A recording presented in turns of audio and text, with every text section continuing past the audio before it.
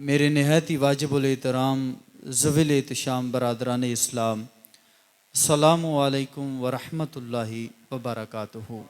میں جو آپ لوگوں کے سامنے معروضات رکھنا چاہ رہا ہوں، دعا ہے کہ اللہ تعالی ہم سب کو عمل کی راہوں کا مسافر بنائے۔ اولاد کی تربیت کے حوالے سے کچھ باتیں آپ لوگوں کے سامنے رکھوں گا۔ چونکہ اولاد کا مل جانا یہ بہت بڑی نعمت ہے، بلکہ کتنے ایسے انبیاء گزرے ہیں جن کے واقعات کو اللہ تعالیٰ نے قرآن کے اندر بیان فرمایا کہ انہوں نے نیک اور صالح اولاد کے لیے تمنا کی کہ اے ہمارے رب ہمیں نیک اور صالح اولاد عطا کر۔ تو اولاد کا مل جانا یہ یقیناً جو ہے وہ اس کا فضل ہے، اور یہ اس کی نوازشات ہیں کہ وہ حضرت انسان کو اولاد جیسی دولت سے مالا مال کرتا ہے۔ حضرت حنا رضی اللہ تعالی عنہا کے حوالے سے آتا ہے کہ ایک دن اپنے گھر کے آنگن کے اندر اپنے کام کاج کے اندر مصروف تھیں۔ حضرت حنا رضی اللہ تعالی عنہا جو حضرت عمران رضی اللہ تعالی عنہ کی بیوی ہیں، ایک دن اپنے گھر کے کام کاج کے اندر مصروف تھیں، اور گھر کے آنگن کے اندر ایک درخت تھا جس درخت کے اوپر ایک چڑیا نے گھونسلہ بنا رکھا تھا، اور اس گھونسلے کے اندر اس چڑیا نے اپنے بچے بھی نکال رکھے تھے۔ تو حضرت حنا رضی اللہ تعالی عنہا نے جب اس منظر کو دیکھا کہ چڑیا بہر جاتی ہے، بہر سے دانہ دن کا چوک کے واپس اڑ کے اس گھونسلے کے اندر پہنچتی ہے، اور جو اس نے اس گھونسلے کے اندر بچے دے رکھے ہیں وہ دانہ دن کا اپنے ان بچوں کے منہ میں ڈالتی ہے۔ تو حضرت حنا سلام اللہ علیہا چونکہ اولاد جیسی نعمت سے محروم تھی، تو پرندوں کے ان منظر کو دیکھا کہ ماں بہر جاتی ہے، بہر سے دانہ دنکا لا کے اپنے بچوں کے منہ میں ڈالتی ہے، تو اس منظر کو دیکھا تو کلیجہ پھٹ اٹھا۔ اللہ اکبر! مالک کی دہلیز پہ ہاتھ کھڑے کر لیے، کہا مالک جب تو اس چڑیا کو بچے عطا کر سکتا ہے، جانوروں کو بچے عطا کر سکتا ہے، تو میں تو تیری بندی ہوں، مجھے بھی اولاد عطا کر دے۔ حالانکہ عمر جو ہے وہ بیت چکی تھی، لیکن اللہ تعالیٰ نے اللہ اکبر جب دکھی کی دعا عرش تک پہنچی تو مالک نے اس دعا کو فوراً شرف قبولیت بخشا۔ حضرت حنا سلام اللہ علیہا حمل سے ٹھہر گئیں، اور جب ولادت کا وقت قریب آیا تو حضرت عمران رضی اللہ تعالی عنہ کا انتقال ہو گیا۔ لیکن یہ بات بھی ذہن کے اندر رکھیں کہ حضرت حنا سلام اللہ علیہا نے جو دعا مانگی تھی وہ دعا یہ مانگی تھی کہ اے اللہ اگر تو مجھے بیٹا عطا کرے گا تو میں اس کو تیرے گھر یعنی بیت المقدس کے لیے وقف کر دوں گی۔ لیکن جب حمل سے ٹھہری تو شوہر کا انتقال ہو گیا۔ جب ولادت کا وقت ہوا اور بچے کو جنم دیا تو بجائے اس کے کہ بیٹا پیدا ہوتا بیٹی پیدا ہوئی۔ تو حضرت حنا سلام اللہ علیہا پریشان ہو گئی کہ اب میں اس کو بیت المقدس کی خدمت کے لیے کیسے وقف کروں، چونکہ نظر جو ہے وہ بیٹے کی مانی تھی۔ اللہ اکبر! تو جب پریشان ہوئی تو عاطف غیبی سے آواز آئی، اے میری بندی پریشان نہ ہو، ہم نے تجھے جو بیٹی عطا کی ہے، ایک تو اس کا نام مریم رکھنا، اور دوسرا اس جیسے بیٹے بھی عطا نہیں ہوتے جیسی ہم نے تجھے بیٹی عطا کر دی ہے۔ بہرحال حضرت حنا سلام اللہ علیہ کو بیت المقدس کی خدمت کے لیے ایک کپڑے کے اندر لپیٹ کے جو ہے وقف جو ہے وہ کر دیا گیا۔ حضرت زکریا سلام اللہ علیہ کے حوالے سے آتا ہے کہ یہ ان کے خالہ زاد جو ہے وہ رشتے کے اندر خالو لگتے تھے، جلیل القدر جو ہے وہ نبی بھی تھے اس دور کے۔ تو انہوں نے اپنے جو ہے وہ پرورش کے اندر حضرت مریم سلام اللہ علیہ کو لیا اور بیت المقدس کے گھر کے اندر ایک حجرے کے اندر جو ہے وہ بند کر دیا۔ وہاں وہ حجرے سے نکلتی اور بیت المقدس کی خدمت کرتی، اور جب فارغ ہوتی تو اس کمرے کے اندر چلی جاتی۔ اور حضرت زکریہ سلام اللہ علیہ کے بارے میں آتا ہے کہ یہ روزانہ کے طور پہ جو ہے وہ کھانا پہنچاتے، جو بھی چیزوں کی حاجت ہوتی یہ ان کو بہم پہنچا آتے۔ لیکن ایک دن ایسا بھی آیا کہ حضرت زکریہ سلام اللہ علیہ کسی کام سے جانے لگے تو باہر سے دروازہ بند کر دیا۔ اب کام کرتے کرتے لیٹ ہو گئی، تو جو کھانا پہنچانا تھا اس کے اندر دیر ہو گئی۔ حضرت زکریہ سلام اللہ علیہ جب اپنے کام سے فارغ ہوئے، جلدی جلدی واپس آئے کہ میں نے کھانا پہنچانا ہے۔ تو جب حضرت مریم سلام اللہ علیہ کے حجرے کے دروازے کو کھولا تو کیا منظر دیکھا، وہاں پہ بے موسم پھل پڑے ہوئے ہیں۔ اللہ اکبر۔ تو حضرت زکریہ سلام اللہ علیہ بے ساختہ بول پڑے، کہا کہ اے مریم یہ کہاں سے آئے؟ فرمایا یہ رزق ہے جو مجھے میرے رب کی طرف سے ملا ہے، اور وہ اپنا رزق جو ہے وہ جسے چاہے بے حساب دیتا ہے۔ اللہ اکبر۔ اب اگلی کہانی سنیے۔ حضرت زکریہ سلام اللہ علیہ کی عمر اس وقت تقریباً روایات کے اندر آتا ہے 120 سال ہو چکی تھی، بڑھاپے کی حالت تھی، لیکن حضرت زکریہ سلام اللہ علیہ کے پاس جو ہے وہ اولاد نہیں تھی، یہ بھی اولاد کی نعمت سے محروم تھے۔ تو جب حضرت مریم سلام اللہ علیہ کے پاس بے موسم جو ہے وہ پھلوں کو دیکھا تو فوراً ہاتھ اٹھا لیے اور مالک کی دہلیز پہ کیا عرض کی کہ مالک جب حضرت مریم سلام اللہ علیہ کو تو بے موسم پھل عطا کر سکتا ہے تو کیا مجھے بے موسمی اولاد عطا نہیں کر سکتا؟ اللہ اکبر۔ تو حضرت زکریہ سلام اللہ علیہ کی اس دعا کو مالک نے شرف قبولیت بخشا، بلکہ حضرت زکریہ سلام اللہ علیہ نے ابھی اپنے منہ کے اوپر ہاتھ نہیں پھیرے تھے، دعا کے لیے جو ہاتھ اٹھائے تھے ابھی منہ کے اوپر پھیرے نہیں تھے، رب کی طرف سے ندا آئی جس کو فرشتوں نے جو ہے وہ صدا کو بلند کیا کہ ہم حضرت زکریہ سلام اللہ علیہ کو یحییٰ جیسے پیغمبر کی بشارت دیتے ہیں۔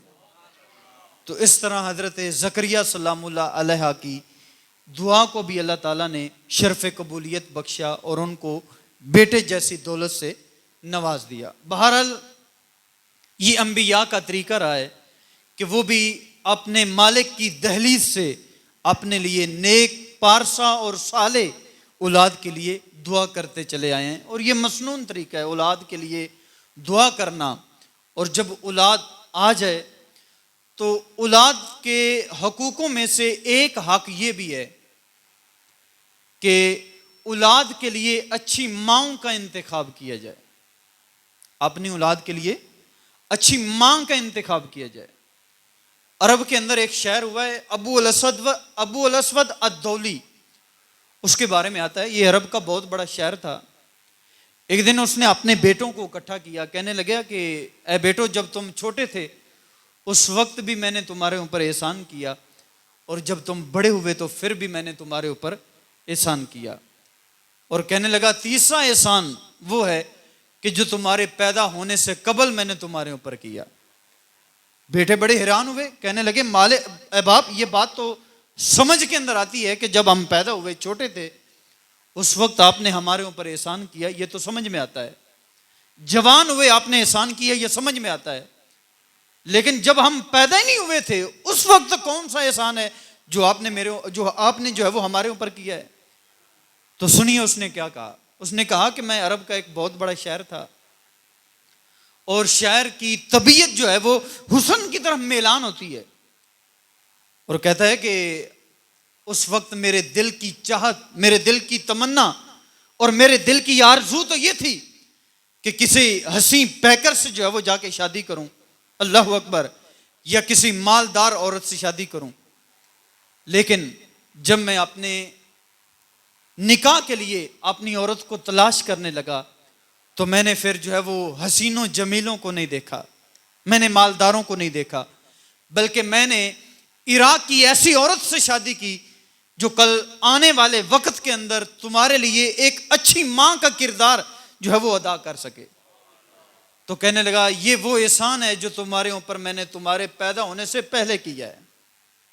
یعنی اچھی ماں کا انتخاب کرنا یہ بھی اچھی بات ہے. بلکہ حضور نبی رحمت صلی اللہ علیہ وآلہ وسلم کا فرمان سنیے.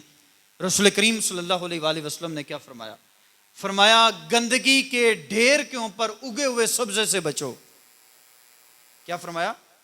گندگی کے ڈھیر کے اوپر اگے ہوئے سبزے سے بچو. تو صحابہ نے پوچھا حضور گندگی کے ڈھیر کے اوپر اگے ہوئے سبزے سے مراد کیا ہے؟ تو سنیے میرے اور آپ کے آقا و مولا رسول کریم صلی اللہ علیہ وآلہ وسلم نے کیا فرمایا؟ فرمایا برے گھر کے اندر اچھی عورت سے بچو.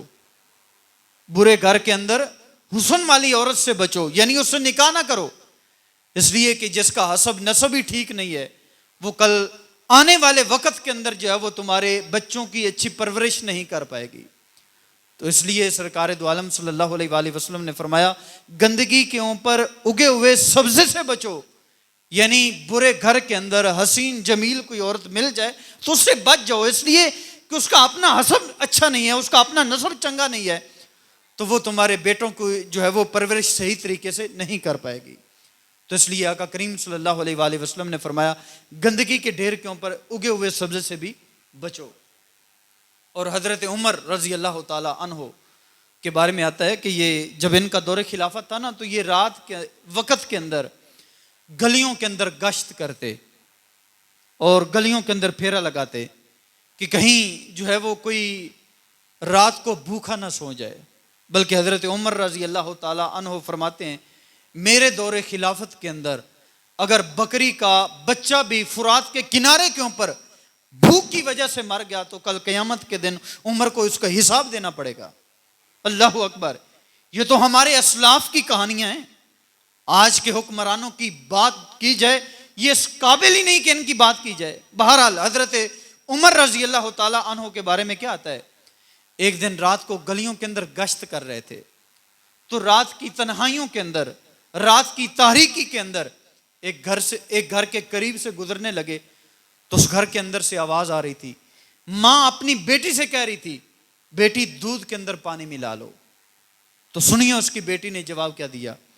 اس نے کہا کہ امیر المومنین حضرت عمر رضی اللہ تعالی عنہ نے منع کر رکھا ہے کہ دودھ کے اندر پانی نہیں ملانا. تو اس کی ماں بولی، کہنے لگی بیٹا ابھی کوئی امیر المومنین تمہیں تھوڑا ہی دیکھ رہے ہیں، تم پانی ملا دو. تو سنو اس نے کیا کہا. اس نے کہا کہ اگر امیر المومنین خود نہیں دیکھ رہے تو اس کا مالک تو دیکھ رہا ہے نا. اللہ اکبر. یہ صدا امیر المومنین حضرت عمر رضی اللہ تعالی عنہ کے کانوں میں پڑی تو فوراً اسی جگہ کے اوپر رک گئے، اس گھر کے اوپر نشان لگایا اور واپس چلے گئے. صبح ہوئی تو حضرت عمر رضی اللہ تعالی عنہ نے اپنے بیٹے حضرت عاصم رضی اللہ تعالی عنہ کے لیے اس بچی کے نکاح کا پیغام بھیج دیا کہ ہمیں جو ہے وہ تمہاری بچی اپنے بیٹے کے نکاح میں چاہیے. اللہ اکبر. تو حضرت عاصم رضی اللہ تعالی عنہ جو حضرت عمر رضی اللہ تعالی عنہ کے بیٹے ہیں ان کا پھر اس بچی کے ساتھ نکاح ہوا اور اس بچی سے ایک بچی پیدا ہوئی. اس بچی سے پھر آگے ایک بیٹا پیدا ہوا جس کو آج بھی زمانہ عمر بن عبد العزیز کے نام سے جانتا ہے. تو پتہ چلا جب مائیں اچھی ہوں گی تو پھر اولاد بھی اچھی ہوگی، لیکن اگر مائیں گندی ہوں گی تو پھر اولاد بھی جو ہے وہ ان کا کردار بھی گندا ہوگا، ان کا اٹھنا بیٹھنا، ان کا چلنا پھرنا، ان کا دیکھنا، ان کا انداز معاشرت، ان کی وضاحت سب کچھ گندا ہوگا.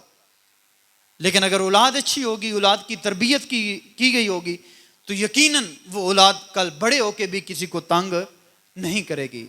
وہ اپنی برادری کے طور پہ ہو، محلے کی سطح پہ ہو، شہر کی سطح پہ ہو، ملک کی سطح پہ ہو، پھر جو ہے وہ اس کا کردار جو ہے وہ چھلکتا ہوا دکھائی دے گا اگر مائیں اچھی ہوں گی. اللہ اکبر. بلکہ رسول کریم صلی اللہ علیہ وآلہ وسلم نے فرمایا عورت سے 4 وجہوں سے نکاح کیا جاتا ہے. کتنی وجہوں سے؟ 4 وجہوں سے. فرمایا ایک تو وجہ یہ ہوتی ہے کہ اس کا حسب نسب دیکھا جاتا ہے کہ یہ کس خاندان کی ہے، اس وجہ سے بھی بندے اسے نکاح کرتے ہیں کہ یہ کس خاندان کی ہے. اور دوسری وجہ کسی عورت سے نکاح کرنے کی یہ ہوتی ہے کہ اس کے مالدار ہونے کی وجہ سے اسے نکاح کیا جاتا ہے کہ یہ بڑی پراپرٹی کی مالک ہے، بڑی اس کے پاس جائیداد ہے، انسان کے اپنے اپنے نظریات ہوتے ہیں، تو فرمایا اس کے مال کی وجہ سے جو ہے وہ اسے نکاح کیا جاتا ہے. اور فرمایا تیسری وجہ یہ ہے عورت سے شادی کرنے کی، فرمایا کہ اس کے حسن کی وجہ سے، اس کے جمال کی وجہ سے اسے نکاح کیا جاتا ہے. بعض اوقات ایسا بھی ہوتا ہے کہ بندہ کسی کی خوبصورتی پہ مر مٹتا ہے اور کہتا ہے میں نے اس سے ہی شادی کرنی ہے وگرنہ جان دے دوں گا. آج جس زمانے سے میں اور آپ گزرے ہیں، یہ زمانہ تو ایسا ہے. آج اگر بات کی جائے نا تیری فلاں طرف جو ہے وہ منگنی ہونے والی ہے، وہ کہتا ہے نہیں میں زہر کھا لوں گا اگر فلاں جگہ کے اوپر میری شادی نہ ہوئی. حسن و جمال کو دیکھا جاتا ہے. بہرحال چوتھی وجہ جو حضور نے ارشاد فرمائی وہ یہ فرمایا یا تو چوتھی وجہ یہ ہے کہ عورت کے دیندار ہونے کی وجہ سے اسے نکاح کیا جاتا ہے. تو سنیے میرے اور آپ کے آقا مولا رسول کریم صلی اللہ علیہ وآلہ وسلم نے کیا فرمایا ان 4 وجہوں کی بنیاد پہ عورت سے بندہ نکاح کرتا ہے تو فرمایا مستحب یہ ہے کہ پہلی 3 چیزوں کو چھوڑ دیا جائے، دیندار والی علامت کو پکڑ لیا جائے، اس عورت سے شادی کر لو، اس لیے کہ کل آنے والے وقت کے اندر وہ تمہارے بچوں کی ایک اچھی ماں ثابت ہو سکے. اللہ اکبر. اچھا جب بچہ پیدا ہو جاتا ہے، پیدا ہونے کے بعد یہ بات ذہن کے اندر رکھیں، جب بچے کی ولادت ہوتی ہے اس وقت دائیوں کو بھی چاہیے کہ خاموش ہو جائیں، اور جو بھی آس پاس لوگ ہوتے ہیں، عورتیں ہوتی ہیں، ان کو چاہیے کہ وہ اونچی آواز میں بات نہ کریں. جب بچے کی ولادت ہوتی ہے، ولادت کے بعد سب سے پہلی آواز جو بچے یا بچی کے کان میں جانی چاہیے وہ اذان یا اقامت کی آواز جانی چاہیے. بلکہ اگر مبارکباد بھی دینی ہو تو اتنے دھیمے لہجے کے اندر دیں کہ وہ آواز بچے کے کان سے نہ ٹکرائے. اس لیے کہ سرکار دو عالم صلی اللہ علیہ وآلہ وسلم نے فرمایا کہ بچے فطرت اسلام پہ پیدا ہوتے ہیں، بعد میں اس کے والدین ہیں کہ اس کو مجوسی بنا دیتے ہیں، عیسائی بناتے ہیں، یا جو بھی جس مذہب کے ڈھانچے میں اس کو ڈالنا چاہیں ڈال دیتے ہیں. لیکن جب بچہ پیدا ہوتا ہے رسول کریم صلی اللہ علیہ وآلہ وسلم نے فرمایا سب سے پہلی آواز جو بچے کے کان میں جانی چاہیے وہ اذان کی جانی چاہیے. اس لیے کہ بچے کو پتہ چلے کہ میں کسی عیسائی کے گھر میں نہیں پیدا ہوا بلکہ میں مسلمانوں کے گھر میں پیدا ہوا. اللہ اکبر. اچھا جب بچے کی ولادت ہو جائے 7ویں دن اس بچے کے سر کے بال جو ہے وہ مونڈ لینے چاہیے، اور ان بالوں کو جو ہے وہ پھینک نہیں دینا چاہیے بلکہ ایک جگہ کے اوپر دفن کر دینا چاہیے. یہ انسان کی تکریم ہے، یہ انسان کی عزت ہے. یہ صرف بچے کے حوالے سے نہیں ہے بلکہ جو بھی انسان ہے اس کو یہ چاہیے کہ جو اس کے جسم سے بال اترتے ہیں ان کو ایک اچھی جگہ کے اوپر جو ہے وہ دفن کر دے، ناخن دفن کر دے، بال اتروائے تو وہ بھی دفن کر دے. یہ انسان کی تکریم ہے، یہ انسان کی عزت ہے جو شریعت نے مقرر کی ہے. بہرحال جب اس کے سر کے بال اتارے جاتے ہیں تو ان سر کے بالوں کا وزن کیا جائے اور اس وزن کے مطابق جو ہے وہ چاندی لے کر اللہ کی راہ میں خیرات کی جائے. اس لیے کہ بچہ بہت ساری بیماریوں سے، بہت ساری مصیبتوں سے جو ہے وہ اس صدقے کی وجہ سے بچ جاتا ہے. اور پھر 7ویں دن ہی اس کا نام رکھنا چاہیے. پھر جو ہے وہ اس کے بالغ ہونے سے پہلے اس کے ختنے کر دینے چاہیے اور نام بھی اچھا رکھنا چاہیے. رسول کریم صلی اللہ علیہ وآلہ وسلم نے فرمایا کہ اس کے نام، بچوں کے نام میرے نام کے اوپر رکھو یا میرے اصحاب کے نام کے اوپر رکھو. آج تو ایکٹروں کے نام رکھے جاتے ہیں نا، اللہ اکبر. لیکن وہ مائیں جو اپنے بچوں کو نیک دیکھنا چاہتی ہیں، جو اپنے بچوں کو باکردار دیکھنا چاہتی ہیں، ان کے بچے ان کے ناموں سے ہی پہچانے جاتے ہیں کہ یہ بچہ کس اخلاق کا مالک ہے. بہرحال رسول کریم صلی اللہ علیہ وآلہ وسلم نے فرمایا جس بچے کا نام میرے نام کے اوپر رکھا جائے. ایک امام نے ایک کتاب کے اندر لکھا کل قیامت کے دن جب رب اپنے محبوب حضور نبی رحمت صلی اللہ علیہ وآلہ وسلم کو محمد صلی اللہ علیہ وآلہ وسلم کے نام سے پکارے گا تو اس وقت جتنے بھی محمد نام کے ہوں گے وہ کھڑے ہو جائیں گے اور رب کی دہلیز پہ حاضر ہو جائیں گے. رب کہے گا کہ میں نے تو اپنے محبوب کو بلایا، تم کدھر آئے ہو؟ تو وہ کہیں گے مالک ہمارا نام بھی محمد تھا اس لیے ہم بھی چلے آئے. تو کہا اب آ جو گئے ہو، یہ جنت کا راستہ جاتا ہے، جاؤ جنت کی طرف چلے جاؤ. اللہ اکبر. اور ایک روایت میں آتا ہے جس دسترخوان کے اوپر محمد کا نام کا بچہ بیٹھ جائے اس دسترخوان کے اندر جو ہے وہ ساری زندگی بے برکتی نہیں آتی. اللہ اکبر. تو فرمایا بچوں کے نام جو ہے وہ میرے نام کے اوپر رکھے جائیں. اور یہ بات بھی ذہن کے اندر رکھے جب بچوں کی تربیت والدین کریں گے تو وہ بڑا ہو کے اس کا اثر جو ہے وہ اس کی طبیعت کے اندر نظر آئے گا. آج اگرچہ جس زمانے سے میں اور آپ گزر رہے ہیں، یہ زمانہ ایسا ہے کہ باپ اٹھتا ہے سویرے کام پہ چلا جاتا ہے، شام کو پلٹتا ہے، بچوں کو موبائل پکڑوا دیتا ہے اور خود جو ہے وہ اپنی بیگم کے دھیان میں لگ جاتا ہے، یا ٹی وی کی سکرین پہ بچوں کو بٹھایا جاتا ہے اور خود اپنے کام میں مشغول ہو جاتا ہے. بچوں کی تربیت کون کر رہا ہے؟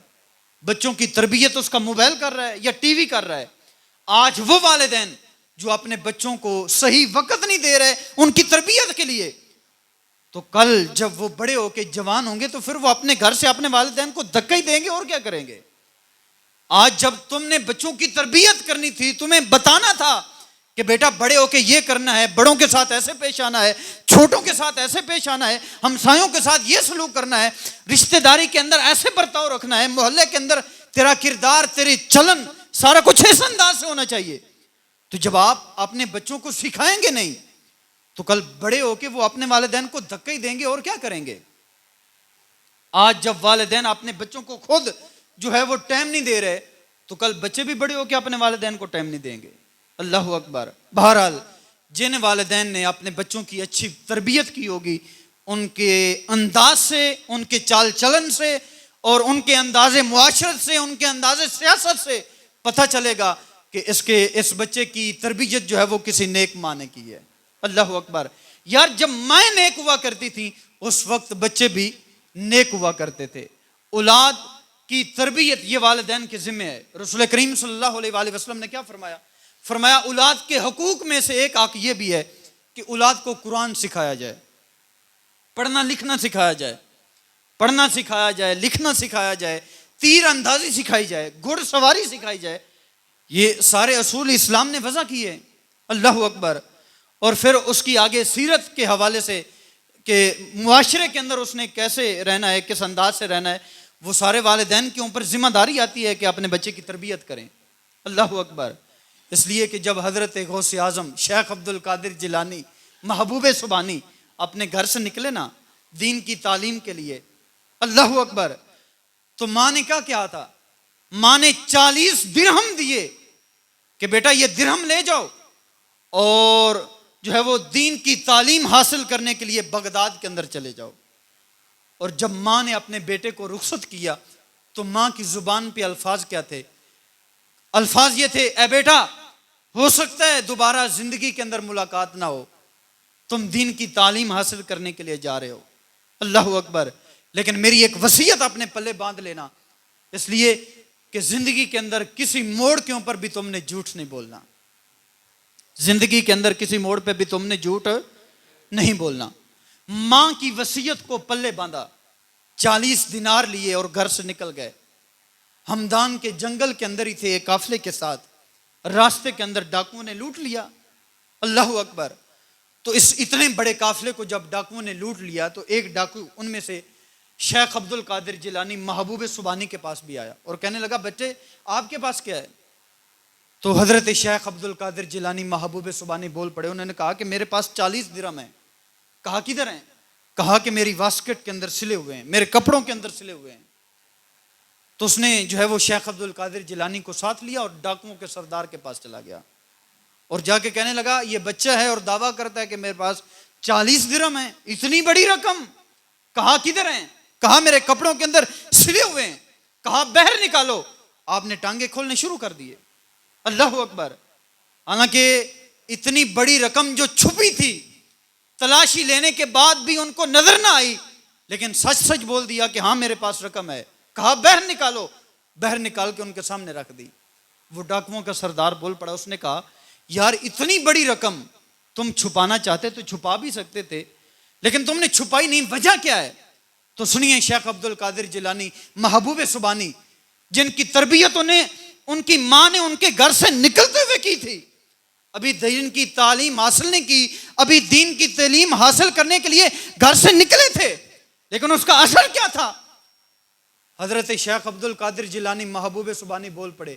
کہنے لگے جب میں اپنے گھر سے نکلا تھا نا تو ماں نے وصیت کی تھی بیٹا زندگی کے اندر کسی موڑ کے اوپر بھی جو ہے وہ جھوٹ نہ بولنا، ہمیشہ سچ بولنا. تو اس لیے میں اپنی ماں کو ناراض نہیں کر سکتا کہ میں ان 40 درہموں کے بدلے جو ہے وہ اپنی ماں کو ناراض کر لوں. اللہ اکبر. تو یہ بات جو شیخ عبد القادر جیلانی محبوب سبحانی کی بچپن کے اندر ان کے دل سے نکلی ہوئی یہ بات جب بات سامنے آئی تو یہ بات ڈاکوؤں کے دل کے اوپر جو ہے وہ اثر کر گئی. اور وہ ڈاکوؤں سردار بولا, اس نے کہا یار جب ایک چھوٹا بچہ ہو کے اپنی ماں کو ناراض نہیں کر سکتا تو ہم اتنے بڑے ہو کے, اتنے دانشور ہو کے, اتنے عقل مند ہو کے اپنے رب کو کیسے ناراض کر سکتے ہیں. تو انہوں نے وہ سارا لٹا ہوا مال جو ہے وہ قافلے والوں کو واپس کر دیا اور وہ 40 درہم بھی جو ہے وہ واپس کر دیے.